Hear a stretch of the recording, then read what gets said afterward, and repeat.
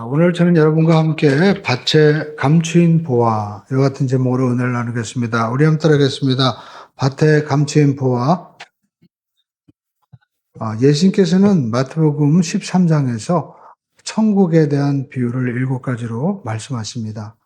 하나님의 나라를 설명하기 위해서 이렇게 비유로 말씀하신 것이죠.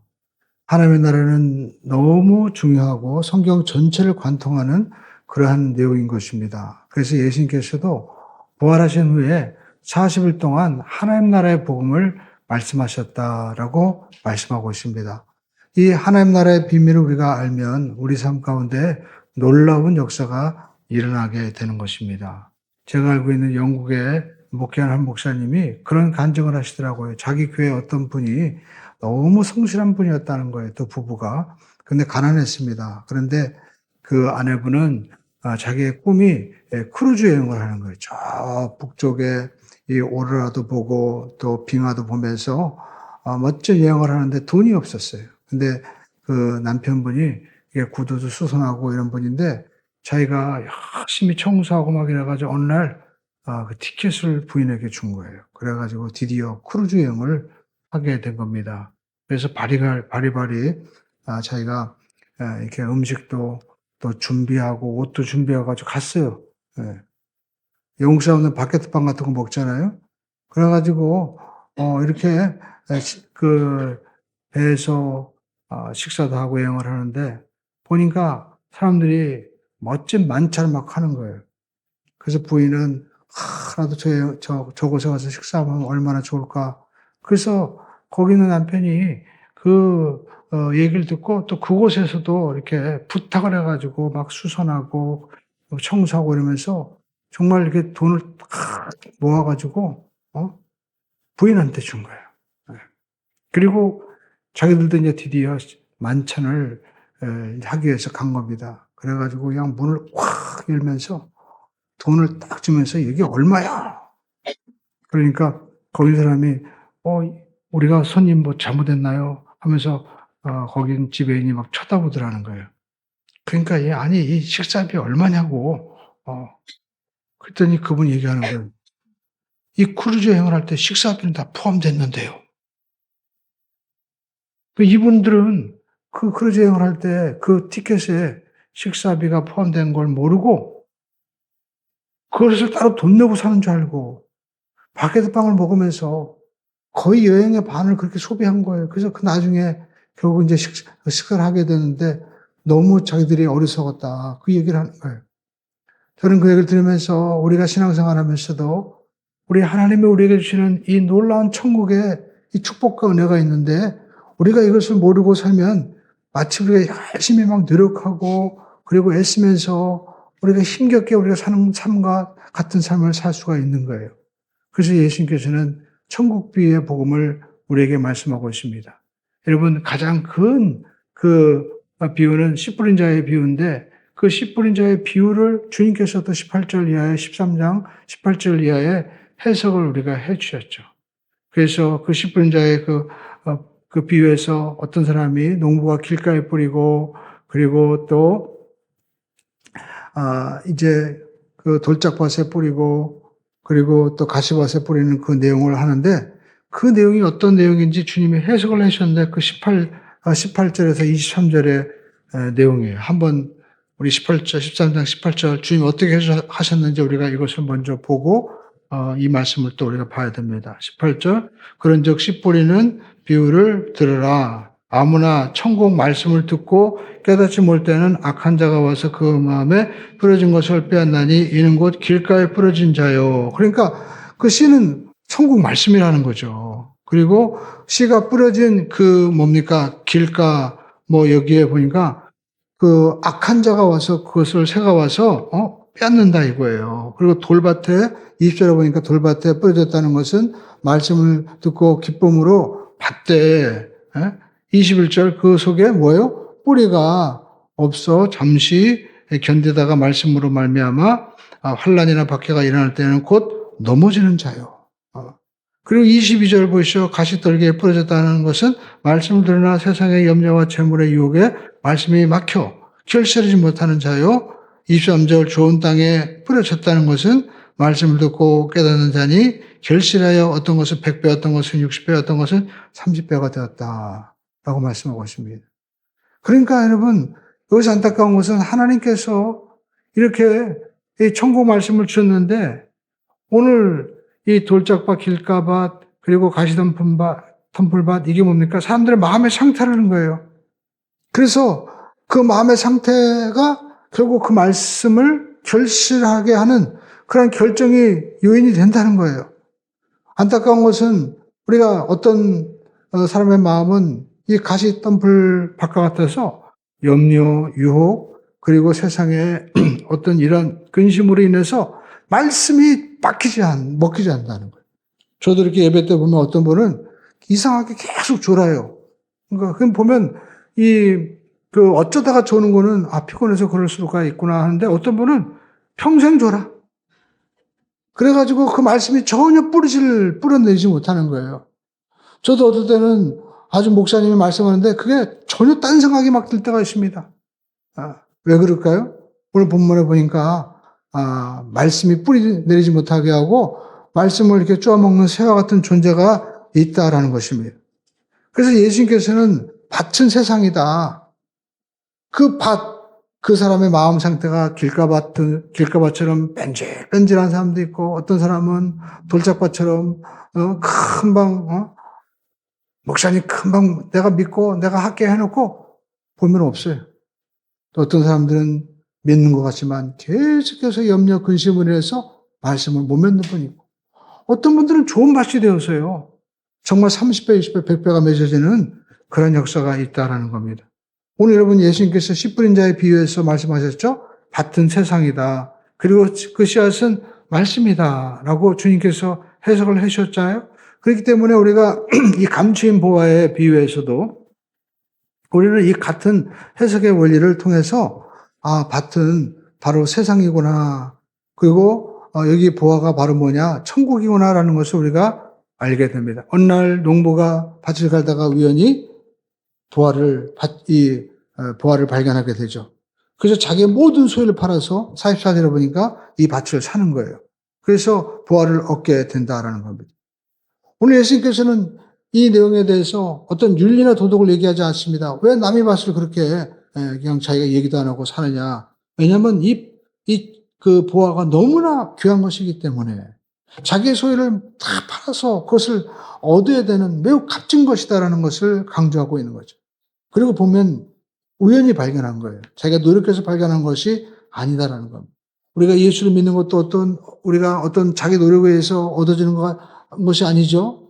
친구의 어떤 초대에 의해서 또 어떤 사람은 우리가 자매님을 만났는데 예수 믿는 자녀이기 때문에 교회 가다가 또 예수를 믿게 되고 또 이웃을 통해서 우리가 믿게 되기도 하고 또 어떤 사람은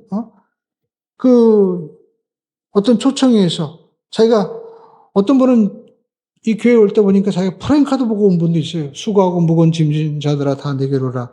내가 너희를 쉬게 하리라. 근데 자기가 그때 너무 인생의 문제가 힘들어가지고 와서 말씀을 통해서 힘을 얻고 예수를 믿게 되는 그런 분들도 있었습니다. 오늘 예수님께서 오늘 20불인 자의 비유를 통해서 이제 말씀을 하시죠. 이 밭은 세상인데 그러면 이 밭을 지금 3분이 있잖아요. 밭을 3분은 과연 누굴까? 모든 소유를 다 주고 밭을 3분. 우리가 이 말씀 해석으로 보면 예수님께서 주신 말씀 해석으로 보면 이 밭은 세상인데 자기 모든 소유를 팔아서 세상을 3분이 누굴까요? 바로 예수 그리스도시죠. 바로 이 밭에 감춰진 이 보화는 그 속에 있는 교회를 세상에 있는 교회 성도를 말씀하고 있는 겁니다. 그래서 우리가 알 수 있는 것은 이 감춰진 천국 이것을 우리가 알아야 된다는 거죠. 예수님께서 마태복음 4장 17절에 보니까 이제 공생애를 시작하면서 말씀하십니다. 4장 17절 말씀 함께 읽어보겠습니다. 그때부터 예수께서 비로소 전파하여 이르시되 회개하라 천국이 가까웠느니라. 예수님께서 지금 전파한다는 말은 공포한다는 거예요.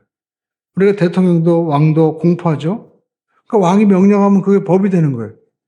제가 사우디아라비아인가 거기에 왕 빈살만 왕자에 대한 얘기 듣는데 그 나라의 복지는 왕이라는 거예요. 왕이 가다가 그 빈살 많이 가다가 우리처럼 뭐 의료보험 제도가 되는 게 아니라 자기가 가다가 불쌍해 보이면 야, 저 사람 너무 불쌍한 것 같다. 집 하나 줘라. 그러면 그게 복지를 해요. 예. 평생 먹을 것 좀 줘라. 그러면 준다는 거야, 그냥. 왜냐면 그 나라 전체가 자기 거예요. 왕이, 사우디아라비아 그 왕 거예요. 그렇기 때문에 그 사람의 그 돈이라는 게 정말 이로 뭐 헤아릴 수 없는 거죠. 그런데 여러분, 그렇게 자기가 명령하면 딱 되는 것처럼 오늘 전파한다는 것은 주님께서 그렇게 공포하는 거예요. 천국이 왔다라는 겁니다. 천국이 임했다라는 말은 지금 뭐 시작되는 것이 아니고 또 앞으로 올 것도 아니고 이제 다 끝났다는 거예요. 천국이. 시작이 주님이 오심으로 완료가 되었다라는 겁니다.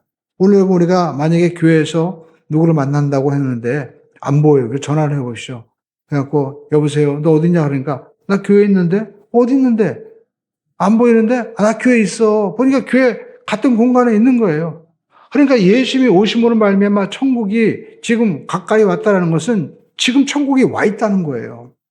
천국이라는 말은 우리가 마태복음에는 천국이라고 천국이라고 표현하고 다른 복음은 하나님의 나라로 표현됩니다. 마태는 그 유대인이기 때문에 유대인들을 대상으로 할 때 하나님의 이름을 함부로 쓰지 않은 거예요. 우리도 보면 아버지 이름이 뭡니까? 라고 할 때, 예, 아버님의 이름은 무슨 자 이렇게 얘기하잖아요. 마찬가지로 유대인들도 하나님의 이름을 함부로 쓰지 않아서 그냥 천국이라고 표현을 하고 있는 거예요. 근데 이 천국 하나님 나라는 바실레이아라는 말인데 이것은 어떤 공간, 어떤 그 뭐 사우디아라비아, 어떤 우리가 뭐 태국 이런 나라가 아니라 하나님이 계신 곳이다라는 겁니다. 주님이 하나님이 다스리는 그 임재하는 곳이 바로 하나님의 나라다라는 겁니다. 그래서 우리가 그 찬송가에 보면 높은 산이 거친 들이 초막이나 궁궐이나 또 내 주 예수 모신 것이 어떻게 해요? 하늘나라 이렇게 표현되고 있죠. 높은 산이 거친 들이 초막이나 궁궐이나 내 주 예수 모신 곳이 그 어디나 하늘나라. 그러니까 하나님이 계신 곳이 우리 예수님이 계신 곳이 내 주님을 모신다면 그것이 바로 하나님의 나라가 된다라는 것입니다. 그래서 오늘 성경에 보니까 오늘 이 사람이 자기의 모든 소유를 팔아서 밭을 사죠. 그러니까 여러분 예수님은 자기 자신의 소유를 팔아서 바친 세상을 산 거예요. 근데 이 소유라는 말은 뭐 부동산, 어떤 돈, 차 이런 것이 아니라 이 소유라는 말은 자기 소유, 바로 이 원어는 바로 이 세귤러라는 말인데 자기 자신을 얘기하는 거예요. 하나님의 아들 독생자 예수 그리스도께서 자기 자신을 주시고 세상을 사신 것이다라는 겁니다.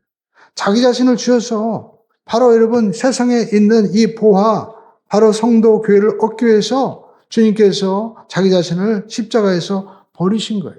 다 우리에게 주신 것입니다. 그래서 우리가 십자가를 보면 우리의 죄가 그렇게 크구나. 그리고 우리가 주님과 맞바꿀 만큼 그렇게 존귀한 자다라는 것을 우리가 십자가를 통해서 발견하게 되는 거죠. 오늘 본문에 보니까 이 한 농부가 밭을 갈다가 지금 그 보화를 발견하고 밭을 샀는데 예수님이 사신 이 밭은 바로 이 밭에 보화가 숨겨져 있는데 이 구속사 하나님이 우리를 구원하시는 것으로 이 역사를 보면 이 밭은 세상을 말하는 거예요. 세상은 길가밭도 있고 돌짝밭도 있고 가시단풀로 또 이루어져 있고 좋은 밭도 있는 그러한 밭인데 이 밭은 아담과 하와가 하나님 앞에 불순종으로 말미암아 저주를 받아 엉겅퀴가 나고 그리고 마귀인 새가 와서 말씀이 뿌려지면 그 말씀이 뿌리내지 못하도록 쪼아먹는 그런 땅이 된 것입니다. 그래서 에베소서 2장에 보니까 이 세상은 공중권세 잡은 마귀가 지배하고 있다는 거예요. 그런데 창세기 3장 15절에 보니까 하나님께서 예언해 주시죠. 여자의 후손은 내 머리를 상하게 할 것이요 너는 그의 발꿈치를 상하게 할 것이다. 예수님이 오셔서 뱀의 머리, 사탄의 머리를 다 상하게 함으로 이 땅을 회복시켜 주시는 것이 바로 성경에 나타난 구원의 역사다라는 것입니다. 그래서 이 밭 땅에 말씀이 떨어지는 게 되는 거예요. 그래서 예수님께서 지금 누룩의 비유, 그리고 또 이 가루서말에 이렇게 부풀러가지고 누룩이 큰 빵이 되잖아요. 또 이 조그만 씨가 자라가지고 새들이 깃들이는 큰 나무가 되죠. 바로 이 천국을 그렇게 비유적으로 말씀하는 거예요. 그래서 오늘 보니까 이 한 사람이 자기의 소유를 팔아서 이 밭을 자기가 사는 겁니다. 맞바꾸는 거예요. 이것이 바로 구원의 역사죠. 근데 이 소유를 팔아서 밭을 산다 할 때 이스라엘 백성들은 귀가 번쩍했을 거예요. 왜냐하면 밭을 산다는 말이 우리가 보면 이 구약 전체에 나오고 있거든요. 특별히 룻기에 보니까 이 고엘 제도. 고엘 제도는 우리가 영어로 표현하면 쉽게 할 수 있습니다. kinsman redeemer. kinsman은 친족이에요. 친족이 구원해 준다는 거예요. 룻은 그 집안이 전체 이제 기근이 들었을 때 모압으로 가서 자기 소유를 다 팔아가지고 거기서 잘 살라고 했는데 홀랑 망했죠. 시아버지도 죽고 또 두 남편도 죽고 결국 시어머니와 룻 둘이 왔는데 완전 거지가 된 거예요. 그래가지고 자기 밭도 없으니까 남의 밭에 가서 그 미리삭을 주었잖아요. 그런데 가장 가까운 친척이었던 누구예요? 보아스가 그 밭의 소유를 다 사서 그 집안을 다시 회복시켜 주죠. 노예로 살던 그들을 다시 회복시켜 주는 거예요. 그러니까 여러분 성경 전체는 우리가 이렇게 완전히 죄로 말미암아 불순종한 우리가 망할 수밖에 없는데 이 마귀의 권세에서 우리의 모든 소유권도 없고 축복도 하나님의 축복도 잃어버린 우리를 누가 우리를 다시 구원해 주는 거예요? 바로 우리의 친족인 예수님이 여러분 구원해 준다라는 겁니다. 여러분 이 친족, 이 고엘제도에서 구원해주는 그 구속자라는 그 대상이 되기 위해서는 가장 가까운 친족이 되어야 되는 거예요. 친척. 가령 우리가 뭐 신용 불량자가 되었다고 쳐보시죠. 그러면은 우리 요즘에 뭐 신용회복위원회도 있고 막 저기 하지만 결국에는 뭐 제도도 있고 막 복잡하잖아요. 근데 우리가 정말 우리 가까운 뭐 이모라든지 고모라든지 뭐 삼촌 이런 분들이 너무나 부자라서 우리를 어떡합니까? 그래, 내가 다 갚아줄게. 그리고 너, 이 아버지 집안 내가 다 네 이름으로 다 회복시켜줄게 할 때 얼마나 기쁘겠어요. 그러니까 여러분, 이 기업을 물려주는 이 구원자, 이 고엘 이 사람은 바로 첫 번째, 우리와 가까운 친족이 되어야 된다는 거예요. 그래서 예수님이 인간이 되어서 이 땅에 오신 것입니다. 그리고 우리 형편과 처지를 다 아시잖아요. 그리고 구원할 수 있는 능력이 있어야 돼요. 보아스가 이 모든 값을 치를 수 있을 만큼 부여한 것처럼 하나님의 아들 예수 그리스도도 우리를 구원할 수 있는 바로 능력이 되시는 거예요. 그분은 죄가 없으신 분입니다. 그리고 모든 죄값을 갚고 마귀 권세를 이길 수 있는 능력이 있으시는 거예요. 그리고 억지로 하는 것이 아니라 자원해서 기뻐서 그렇게 하신 거예요. 그래서 그 말씀을 한 구절로 요약한 것이 바로 성경 전체의 요한복음 3장 16절이죠. 우리 한번 읽어볼까요? 하나님이 세상을 이처럼 사랑하사 독생자를 주셨으니 이는 그를 믿는 자마다 멸망하지 않고 영생을 얻게 하려 하심이라. 그러니까 여러분 하나님이 여기 보니까 뭘 사랑했어요? 우리를 사랑하는 것이 아니라 세상을 사랑했다고 말씀하고 있죠. 그러니까 하나님이 창조하신 이 땅 보시기에 심히 좋은 땅인데 이 땅이 죄로 말미암아 엉겅퀴가 나고 공중권세 잡은 마귀가 지배하니까 하나님께서 그 땅을 회복시키기 위해서 자신이 오셔서 그 생명을 주시고 그 세상에 있는 보아와 같은 우리를 교회를 회복시키기 위해서 주님이 이 땅에 오신 기업을 물러주시는 보아스와 같은 구원자로 오셨어요. 그분이 바로 구원자 예수 그리스도시다라는 겁니다. 그리고 우리가 두 번째 알 수 있는 것은 이 감춰진 보아가 뭐냐. 오늘 성경에 보니까 예수님께서 비유로 말씀하실 때 이 씨 뿌린 자의 비유, 그다음에 작은 겨자씨의 비유, 또 여자가 그 가루 서말에 넣는 누룩의 비유, 이 모든 것이 다 뭐 진주 구하는 것 다 천국에 대한 복음을 말씀하고 있죠. 말씀이 정말 작은데 그것이 자라서 씨가 자라서 겨자씨처럼 큰 천국이 되는 거예요. 여러분 겨자씨가 눈에 보이지도 않고 너무 작죠. 그런데 그게 자라면은요 엄청 큰 나무가 되는 거예요.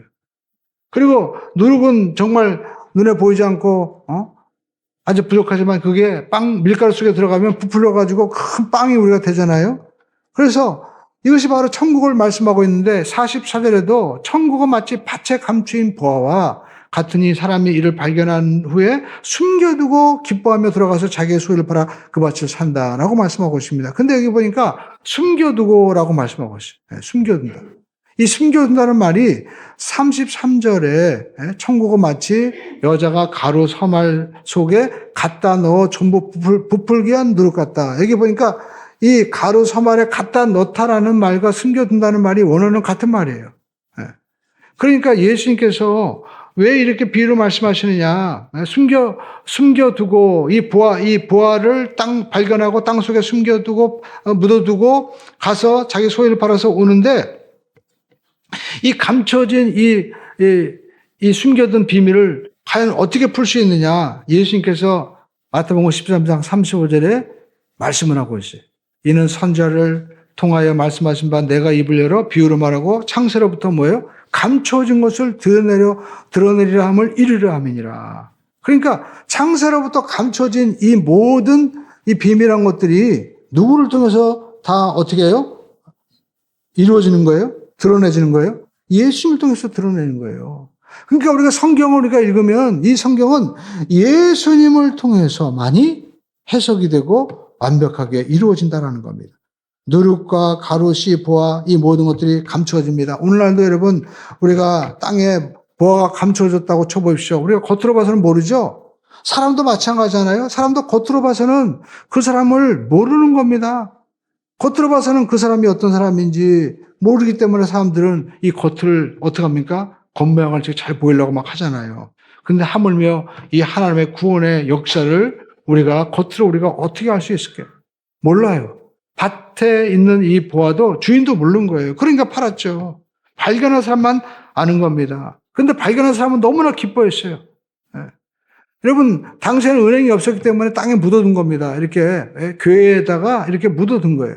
전쟁이나 뭐 이런 일들이 많고 전쟁에 끌려가고 전쟁하고 와서 내가 찾아야지 하는데 아니 그 사람 죽거나 그러면은 없는 거예요. 지금은 여러분 은행에 예금된 돈들이 얼마나 많아요. 근데 그런 돈들을 은행이 없다고 하면 여러분 어디다 두겠어요? 그렇죠? 어떤 사람은 벽과 벽 사이에 숨겨두기도 하고 어떤 사람은 또 그 마루 밑에 숨겨두기도 하고 막 그러잖아요. 그래서 종종 뉴스가 나오죠. 어떤 미국에 가서 이 사람들이 세탁소하고 막 빵하는데 이 옛날에 은행에 안 집어넣고 벽 속에다가 그냥 달러를 갖다가 $100, 막 $50 다시 집어넣었대요. 근데 세월이 지난다 보니까 돈 많이 모았겠다 해가지고 찾으려고 했는데 쥐새끼가 다 쪼아먹어가지고 다 박살나버린 거다. 찾지도 못하죠. 그 전에 제가 이 동네에서 어떤 분 얘기 들었는데 고물상 하는 분인데 자기가 이제 그 집 치운다고 가서 보니까 장판을 여니까 돈이 막 크게 떠있는데 돈이 햇빛에 열받아가지고 막 전부 다 그냥 자글자글 나가지고 그렇게 돼버린 거예요. 그러니까 여러분 지금도 마찬가지지만 옛날에는 은행이 없었기 때문에 더욱더 그렇게 그 교회에다가 그 보화를 집어넣고 금도 집어넣고 그렇게 했다라는 거죠. 그런데 이것을 발견했을 때, 야, 이거 이 속에 보화가 있구나 하면서 그 발견한 사람은 기뻐했겠죠? 그런데 여러분, 천국도 마찬가지라는 거예요. 천국에 대해서 마태복음 13장 11절에 예수님께서 말씀하고 있죠? 천국의 비밀이 너희에게 제자들에게는 어떻게 해요? 드러났다. 라고 말씀하고 있습니다. 그러나 관심 없는 저들에게는 세상 눈에 보이는 보화에만 관심 있는 사람들에게는 그것이 모른다는 거예요. 그런데 이 보화를 누가 드러내게 하신다는 거예요? 창세부터 감춰진 이 것들을 예수님이 드러내게 하신다라는 거죠. 그러면 이 보화도 창세로부터 말씀하신 것이 있겠구나 우리가 추측하게 되죠. 그래서 여러분 우리가 구약은 신약의 그림자죠. 그러면 이 구약에 오늘 이 보화를 발견한 이 사람의 어떤 그 그림자와 같은 모습이 있지 않을까. 여기 보니까 이 사람이 농사를 짓다가 이제 괭이를 가지고 탁 했는데 거기에 뭡니까? 철크럭하고 하는데 이거는 항아리가 아닌 거예요. 괴인 거예요, 괴. 보물, 천국. 이게 밭에 감춰진 이 보물이라는 이 말은 그 보물괴라는 데사우로라는 말인데 이것은 상자라는 말입니다. 상자. 여러분 우리가 구약에 보면은 상자가 3개 나와요.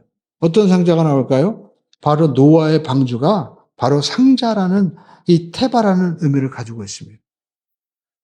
이 노아의 방주는요 물에 떠 있는데 동력이 없죠. 그냥 하나님이 인도하신 대로 가는 거예요. 근데 그 구원을 받지 않습니까? 또 방주가 하나 나오죠. 모세의 그 어린 시절 바로 그 테바의 갈대 상자에 엮어서 역청 발라가지고 했던 그 이야기가 나오죠. 그것도 마찬가지인 거예요. 갈대 상자. 그것도 테바입니다. 그리고 또 하나의 방주가 나오죠.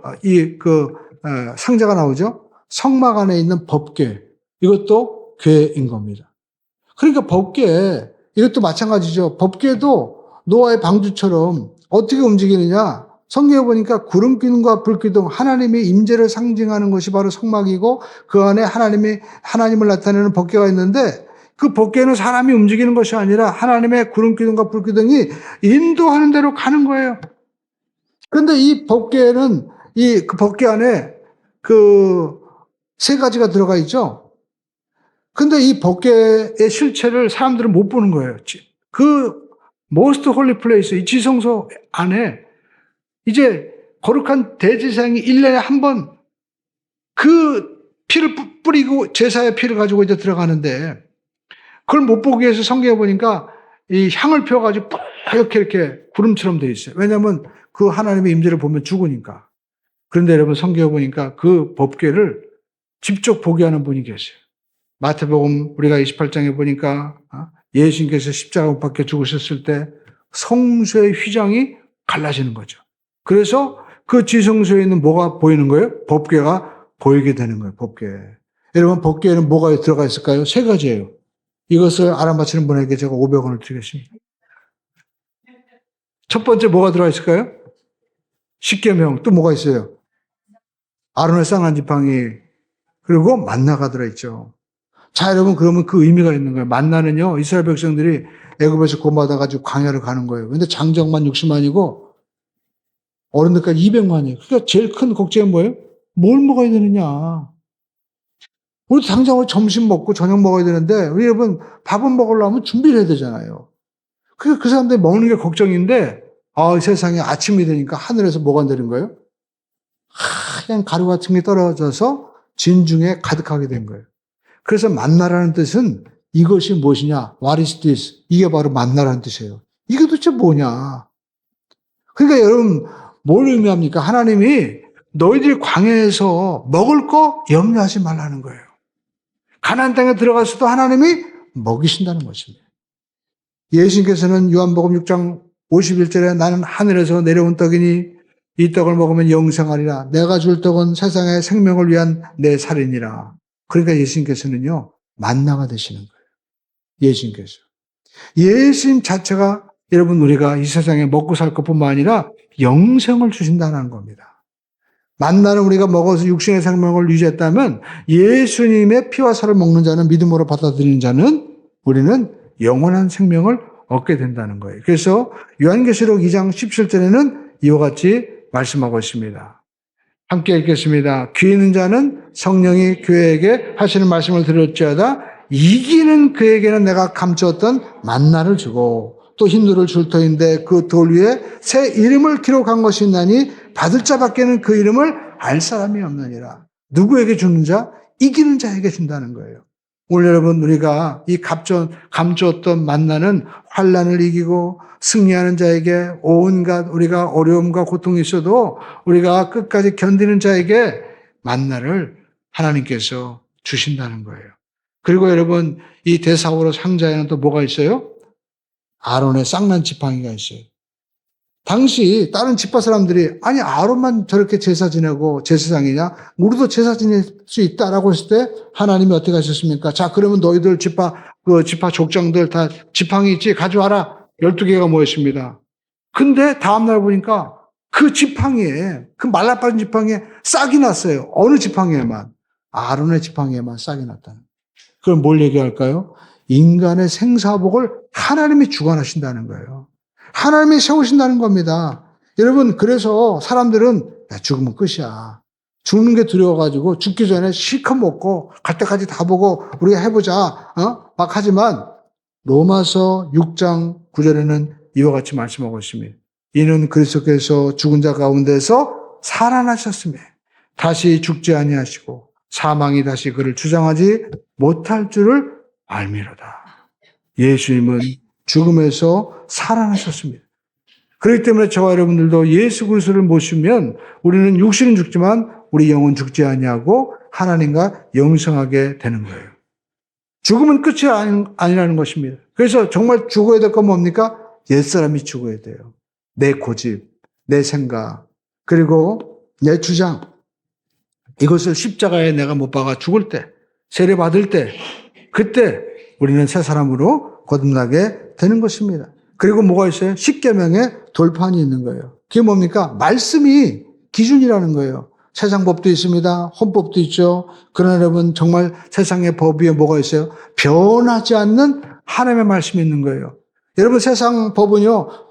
억울하면 헌법재판소까지 막 올라갑니다. 근데 헌법재판소 위원들도 바뀌어요. 예.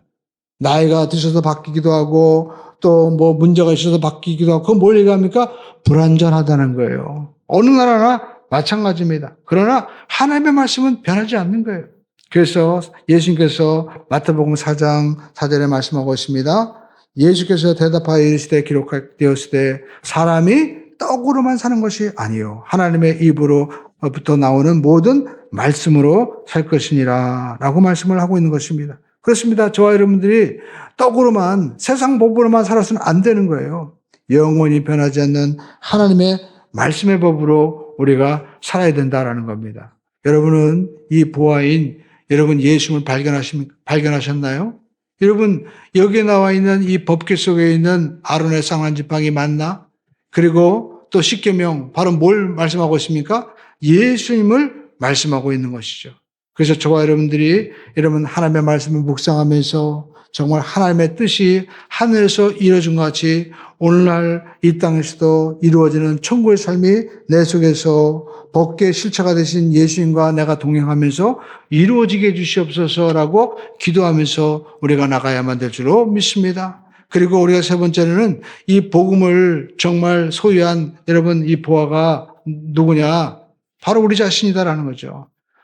우리는 이 법궤를 발견했는 이 법궤 안에 바로 세 가지 아론의 쌍난 지팡이 맞나? 그리고 또 십계명이 있듯이 여러분 이 법궤가 바로 이 사람이 발견한 이 궤가 뭐냐? 아 이게 바로 예수 그리스도고 바로 이 하나님의 임재고 그리고 또 정말 천국이구나. 하나님이 임재하신 곳이 바로 천국이기 때문에 그런데 여러분 이 놀라운 이 법궤는 우리가 예수님에게만 있는 것이 아니라 그 예수님을 모시면 나도 천국의 삶, 법궤를 모시고 사는 그러한 삶으로 변화가 된다는 거예요. 그래서 고린도전서 4장 15절에 사도 바울은 말씀하고 있습니다. 한번 읽어볼까요? 그리스도 안에서 일만 스승이 있으되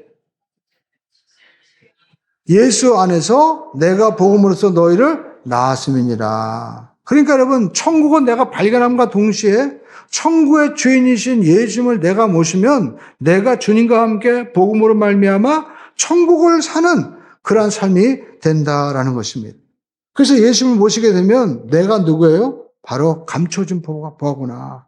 내가 마귀의 종도 아니고 또 내가 정말 우리 엄마가 얘기한 대로 내가 너를 왜 낳았는지 모르겠다. 그리고 또 사람들이 얘기할 때 야, 넌 네가 뭘 해? 너까지 깨. 라고 얘기해도 아니야. 하나님이 나를 복음으로 낳으셨어. 내 안에 예수님이 계셨어. 그래서 사도 바울처럼 우리가 이 보배를 질그릇에 가졌다는 것입니다. 이 큰 능력이 우리에게 있지 않고 하나님께 있음을 알게 하려 함이라 라고 말씀하고 있어요. 그래서 사도 바울은 고린도전서 우리가 3장 16절에 더 놀라운 말씀하고 있죠. 너희는 너희가 하나님의 뭐예요? 성전인 것과 하나님의 성령이 너희 안에 계신 것을 너희가 알지 못하느냐. 여러분 지갑에 돈 있죠? 여러분 10,000원, 50,000원 한번 꺼내보세요. 그래가지고 한번 구겨보세요. 자, 꾸기면 여러분 5만 원짜리 꾸기면 5만 원이 여러분 다른 뭐 종이 조각으로 바뀝니까? 역시 5만 원인 거예요. 여러분은 변하지 않는 그런 존귀한 인생인 것입니다. 여러분 정택희 목사님이 그 전에 간증하는데 그 옛날에 자기는 전라도 그 섬 가장 끝섬 중도 사람들도 오지 않는 그곳 학교 갈 필요도 없어요. 근데 그 섬에 누가 왔어요? 문준경 전사님이 온 거예요. 그래가지고 거기서 이제 학교를 세우고 가르치는데 공부를 해야 된다고 하는데 아무도 안 오는 거예요. 사람들이 얘기합니다. 학교 가서 배워야 됩니다. 그러니까, 아이, 고기 잡으면 되지, 뭐, 물고기 잡으면 되지, 뭘 또 배웁니까? 물고기 잡는 법을 배워야죠. 학교를 안 보는 거예요. 그래가지고 이 학교에 누가 왔냐? 자기랑 자기 친구 한 명 왔대요. 시험을 봅니다. 시험을 보는데 자기들끼리, 야, 뭐야? 해가지고 컨닝하면서 막 보는 거예요. 그랬더니 원진경 전사님이 얘기하는 거예요. 선생님이 야 전교 1등 2등이 이렇게 서로 하면 어떻게 해 니들 근데 자기는 그게 머리에 꽂힌 거야. 난 전교 1등이야. 난 전교 2등이야. 어디 가든지. 심지어 외국에서 이분이 상담함을, 그 전공에서 우리나라 상담을 맨 처음에 알렸잖아요. 그렇게 똑똑한 분인데, 자기가 될 수 있는 게 뭐냐. 너는 전교 1등인데, 네가 왜 컨닝하고 니네 전교 2등끼리 그렇게 하고 있어. 그게 정말 어디서도 들어보지 못한 그 얘기를 자기가 들으니까 자기의 자화상이 바뀌었다는 거예요. 오늘 여러분 탕자의 얘기도 그거 아닙니까? 나는 거지가 아니고 여기서 내가 이방 땅에서 내가 죽을 존재가 아니라 아버지가 나를 사랑하셔. 나는 아버지 아들이야. 내가 아버지께 가면 아버지가 그래도 나를 먹이실 거야. 여러분 하나님은 우리를 보실 때 너는 이 밭을 바꾸어서 그리고 이 세상과 바꾸어서 내가 널 살 만큼 너는 존귀한 자다. 하나님 아버지가 우리를 귀하게 보시고 그 아들과 우리를 바꾸어 주셨다라는 겁니다. 그래서 여러분 이것을 믿는 자에게는 우리가 베드로전서 2장 우리가 7절로 9절을 보시죠. 이것을 함께 읽어보시면 그러므로 믿는 너에게는 보배시나 믿지 않은 자에게는 건축자들의 모퉁이의 머릿돌이 되고 또한 부딪히는 돌과 걸려 넘어지는 바위가 되었다. 그러니까 믿지 않고 그리고 어떻게 해요? 우리가 그 믿지 않는 자에게는 넘어지게 된다는 거예요. 그러나 믿는 그 자들에게는 이것이 바로 반석이 되는 거죠.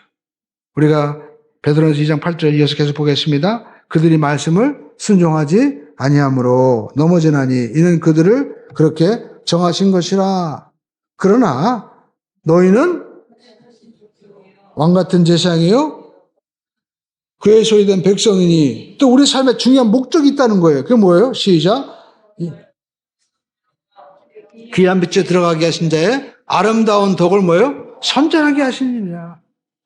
하나님께서 우리를 이렇게 하나님의 그 귀한 빛에 들어가게 하게 하신 그 자의 아름다운 덕을 선전하게 하신다. 이게 뭡니까? 그게 여기서 선전한다. 이 광고가 여기서 나오는 거예요. 애드버타이징. 하나님이 저와 여러분들을 통해서 세상에 이 예수 그리스도를 나타내는 그러한 사람으로 세워주셨다라는 것입니다.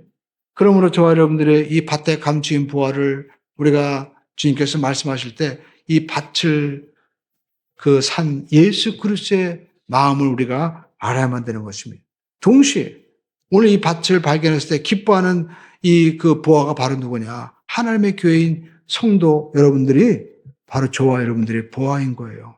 그래서 우리는 이 부하된 삶, 우리가 택하신 족속의 왕 같은 제사장이여 그의 소유된 백성이니 이는 너희를 어두운 데서 불러내어서 기이한 빛에 들어가게 하신 자의 아름다운 덕을 선전하기 위해서 주님께서 불러주셨기 때문에 우리가 이제 하나님 나라로서 살아가는데 우리는 세상 사람들처럼 먹고 마시고 입는 것을 위해서 살아가는 것이 아니다라는 겁니다. 로마서 4장 10절은 이와 같이 말씀하고 있죠. 함께 읽어보겠습니다. 시작. 하나님의 나라는 먹는 것과 마시는 것이 아니요 오직 성령 안에서 의와 평강과 희락이니라. 오늘 저와 여러분들이 하나님의 거룩한 복음을 우리가 전하는 그러한 하나님의 성령의 사람으로 살기를 하나님이 원하시는 거예요. 오늘 저와 여러분들이 이 그리스도의 마음을 알고 내가 바로 그리스도 예수 안에서 발견된 바로 내가 보아의 삶이 내 속에 이루어지구나. 여러분 우리가 내가 질그릇과 같이 연약하고 부족하더라도 내 속에 주님이 계시고 내 속에 보아 되신 바로 하나님의 이 거룩한 이 법궤 안에 들어가 있는 것처럼 만나가 있고 또 아론의 쌍난지팡이가 있고 또 십계명이 여러분 다 있으시죠? 있으시면 아멘 합시다. 여러분 있으신 거예요 지금. 오늘 여러분 아론의 쌍난지팡이 뭡니까? 이 부활의 능력이 있는 거잖아요. 그리고 말씀이 있는 거예요 우리 속에. 매일 우리가 말씀을 아침에 열면서 하나님이 말씀으로 오늘 이 하루도 천국된 삶을 살게 주시옵소서. 그리고 오늘 우리 삶 가운데도 우리가 하루하루를 살면서 만나의 삶, 우리가 무엇을 먹을까 무엇을 마실까 염려하지 않아도 하나님이 다 채워주시는 역사가 우리 가운데 있기 때문에 우리는 성령 안에서 늘 의와 평강과 희락으로 우리가 살아갈 수가 있는 것입니다. 그래서 그 크루즈 그 배 탄 할아버지 할머니가 무엇을 먹을까 자기가 염려해가지고 막 바게트빵 가지고 저녁 때 막 아끼면서 이거 한 달 동안 어떻게 먹지 안 해도 이미 다 준비되어 있는 거예요. 믿음으로 가기만 하면 만찬을 우리가 할 수 있는 것입니다. 그래서 하나님 앞에 여러분 나아갈 때 하나님께서 여러분에게 천국의 삶을 준비해 주셨기 때문에 그것을 발견하면 세상 것들 어떻게 합니까? 다 우리가 버리고 정말 주님을 모시고 살아갈 수 있는 그런 사도 바울과 같은 은혜의 삶이 우리에게도 펼쳐지게 될 줄로 믿습니다. 기도하겠습니다. 살아계신 아버지 하나님, 우리 모두가 밭에 감추어진 이 보화와 같은 거룩한 존재이고 동시에 우리 예수님께서 이 보화를 얻기 위해서 자기의 모든 소유를 팔아서 하늘의 보좌를 버리고 이 땅에 오셨습니다. 그는 근본 하나님의 본처시나 동등됨을 취할 것으로 여기지 아니하시고 종의 형체를 가져서 그의 모든 소유를 다 팔아서 우리를 아버지 사셨사오니 아버지 하나님, 내가 그리스도 예수 안에서 택하신 족속이요 왕같은 제사장이요 그의 소유된 백성임을 알고 이젠 아버지 하나님 우리가 마귀의 권세에 쫓기고 누리고 염려하고 근심하는 것이 아니라 아무것도 염려하지 말고 하나님 아버지 앞에 기도하고 간구하는 믿음의 삶을 사도록 성령님이 역사하여 주시옵소서. 예수의 이름으로 기도 올려옵나이다. 아멘. 우리 찬양 드리겠습니다. 찬양, 우리 복음 주보에 나와 있는 찬양 함께 찬양 드리겠습니다. 하나님의 은혜 우리가 찬양 드리고 우리가 기도할 때 하나님 내가 이렇게 택하신 족속이요 왕 같은 제사장에 소유된 백성으로서 이제 어두운 데서 불러내어 하나님의 거룩한 날에 그 영원한 빛에 들어가게 하신 그리스도의 은혜를 내가 전파하는데 하나님 제가 복음 전하게 해주세요. 가족들에게 여러분 이 복음의 초청을 또 해야 되고 여러분 이웃 가운데도 초청을 하셔서 하나님이 기뻐하시는 그런 삶을 우리가 살아야만 될 줄로 믿습니다.